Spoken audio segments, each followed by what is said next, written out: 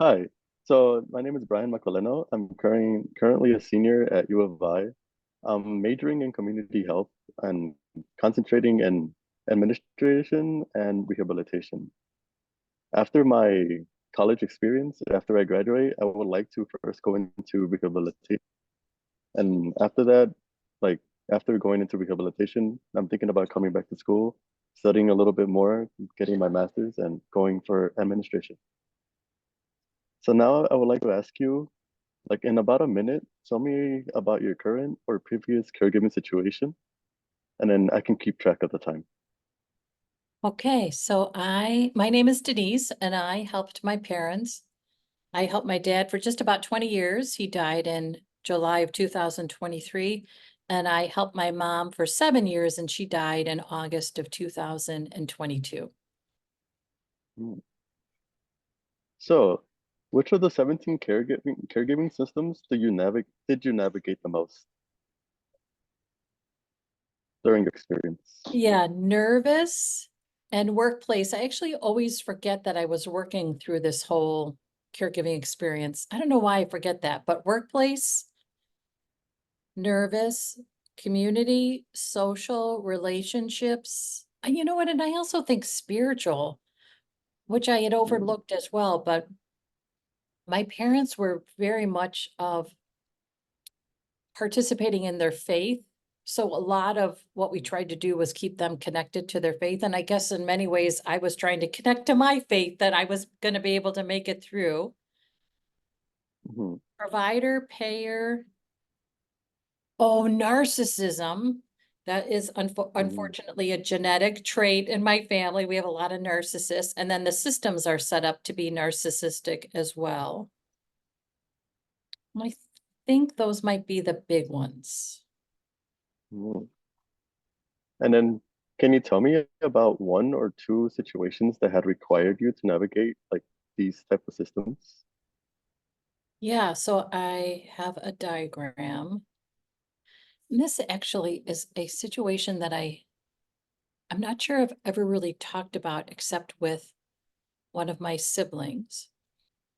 In Hmm. July of 2021, my mom had a heart attack. Now, she was already declining. She had had emergency surgery 6 years earlier to stop a internal bleed, and they couldn't stop it with traditional interventions, so they did emergency surgery to remove a third of her stomach, and that's how they stopped the bleed. And she never really recovered from that and really continued to decline. Hmm. July of 2021, she had a heart attack. So she fell at home at about 10 o'clock at night. My dad called me.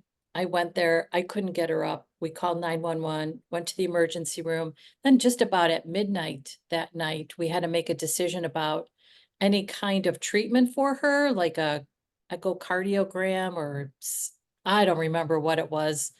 It was something that they wanted to do to help my mom's heart. And we decided it wasn't worth it because she would have follow-up treatment that included having to take a blood thinner, I think. And we decided that wasn't good given what her history was of internal bleeding. So at midnight, Hmm.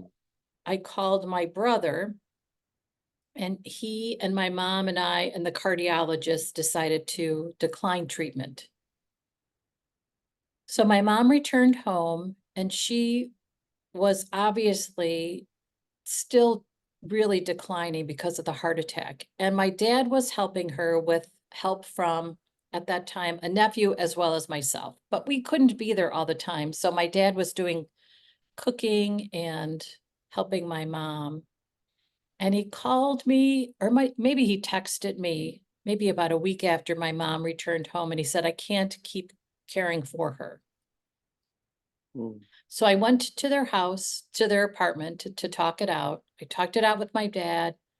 And then I talked it out with my mom, and it was hard to talk about it with my mom because she was doing her best. And so to have this kind of conversation around, well, dad says it's too much. What do you think we should do? And she was so gracious about it. She said, I want dad to have a break. And so if Hmm. if it means that it's best for me to go to a nursing home for a short-term stay, I'll do that. I said, Mom, that's absolutely what I don't want to happen. I don't want you to go to a facility. This was July 2021. We're still in the midst of the pandemic. So I started thinking about, well, what else could we do? So I thought, well, maybe Mm-hmm. my mom and I go to a hotel for the weekend. So my dad has a break. My mom and I go to a hotel. And then I think, well, maybe she should stay with me in my apartment. And my apartment is small. So then I started thinking Mm-hmm. about, well, maybe I just need to order durable medical equipment for my apartment so that I can make it Mm-hmm. easier for her to manage. And then she sleeps in my bed and I sleep on an air mattress. And then I thought, well, Mm-hmm. maybe my sibling could take my dad for a weekend and I could stay with my mom at their apartment. And that way my dad gets a break and my sibling, and I knew he was going to say that's not going to work, but I thought, well, I gotta put it out there. I gotta try all options. And he was like, well, that's not going to work. So then I thought, okay.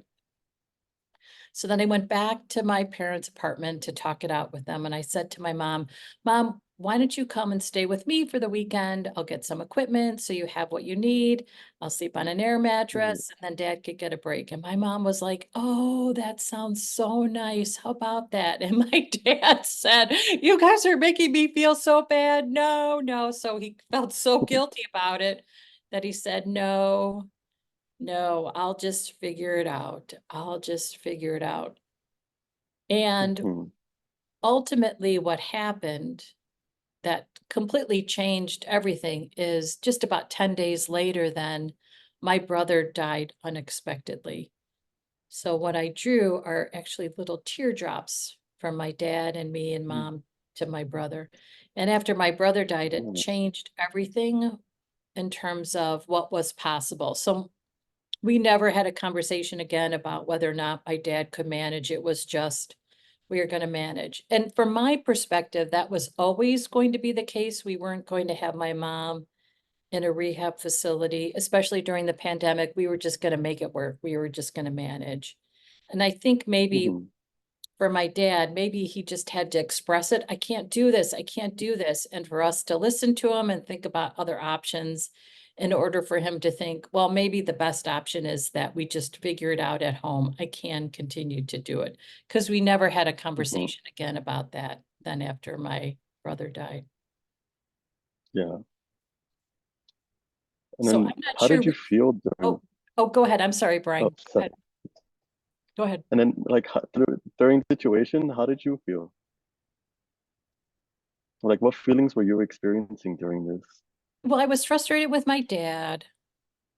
I Mm-hmm. was I was heartbroken for my mom that she wasn't feeling well. And we had have a conversation about, well, I know you're not feeling well, but it's too much for dad. So can you do something more that will make you not feel good? Like go to a rehab facility.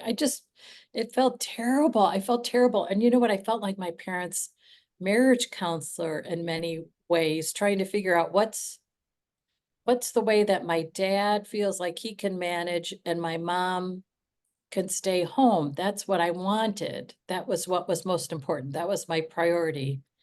It was odd to feel in the middle of their marriage around this. And Mm-hmm. it was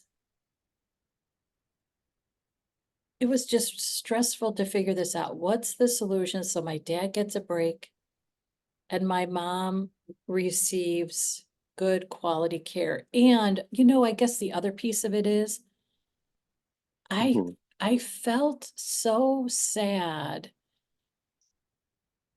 about the possibility that my mom would feel like a burden. I didn't want her to feel that sense of being a burden because she wasn't a Mm-hmm. burden. Like she wasn't a burden. Yeah. Mm-hmm.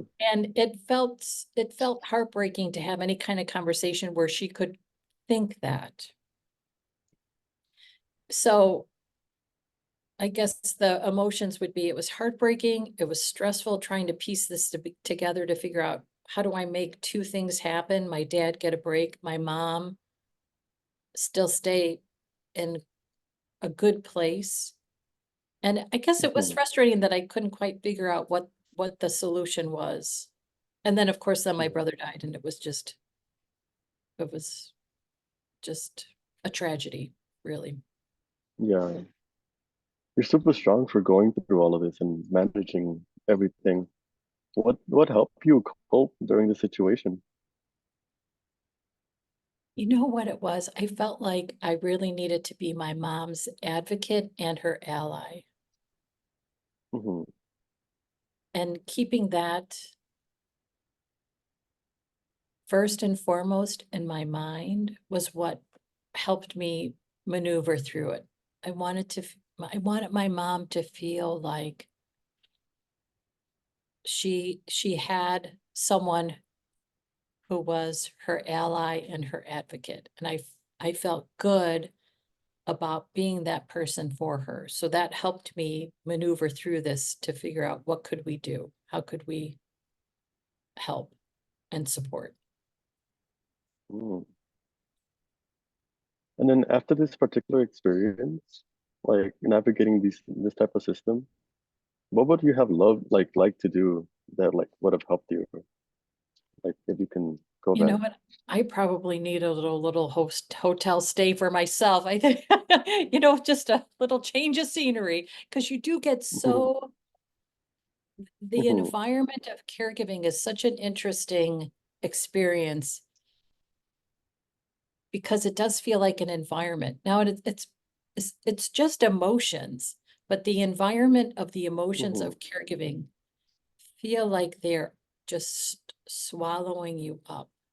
And I think it would have been Hmm. helpful for me to have a change of environment where it wasn't all about taking care of really difficult situations, that it was Hmm. instead about just an environment of rest and relaxation. That would have been that would have been helpful for me. Gotcha. This this story was really touching. I'm really like I'm honestly like inspired by you. Like you managing all of this stuff and like just like keeping everything together, you know. It sounds like you were like really the glue that really helped Oh, their family. yeah, I hope I was. I had a bit of a contentious relationship with my dad. He would get mad, I Hmm. would get mad. We did, uh, we were strong individuals. He was strong in his Hmm. way, I was strong in my way, so we often would bump heads. And interestingly enough, I was just with my sister and brother a couple weeks ago, and we were talking about my relationship with my dad and how much we Hmm. really had friction.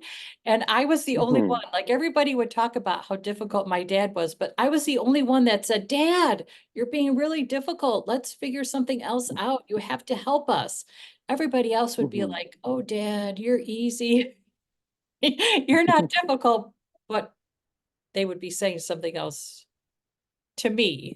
Yeah. Anyway, Yeah. I guess it was very difficult for me to play a part of, oh, sure, everything's fine. It was hard for me not to do anything other than just be truthful. And so sometimes that created a lot of friction with my dad.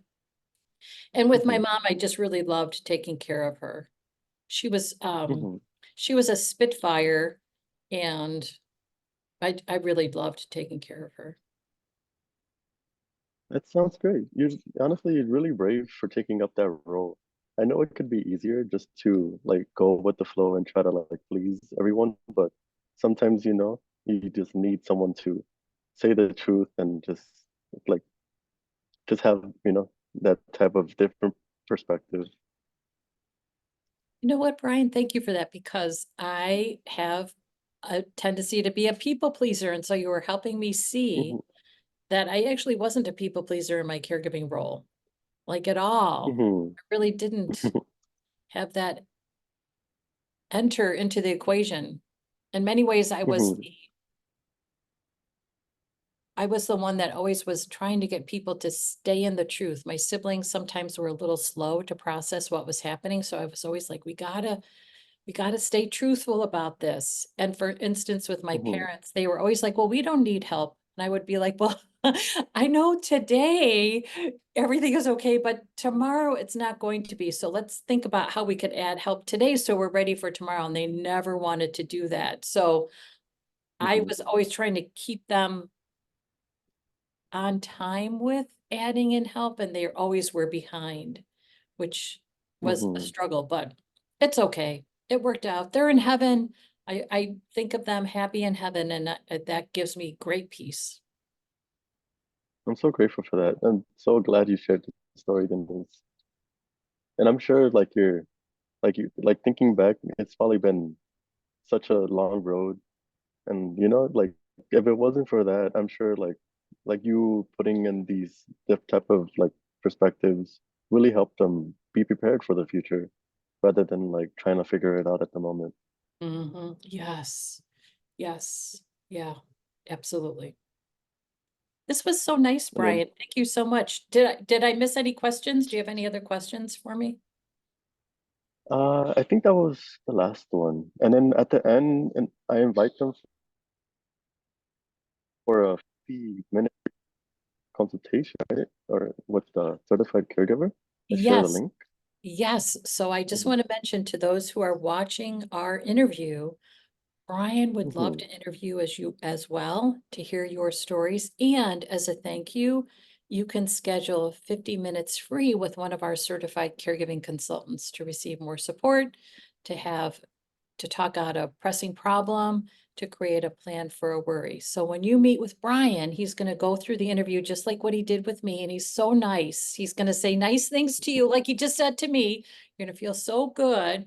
And then he's going to offer that consultant 50-minute free opportunity. So to be sure to take advantage of that because we want you to. It's our thank you for spending time with Bryan. hmm Bryan, thank you so much. This was really nice. Thank you for doing this. Thank you so much, Denise, for sharing your story. I'm always Okay. here too in the future if you need anything else. Okay, thank you so much. Okay, thanks for watching the interview and please schedule time with Bryan. Check the show notes for a link to schedule your time with Bryan. Okay, thanks everyone.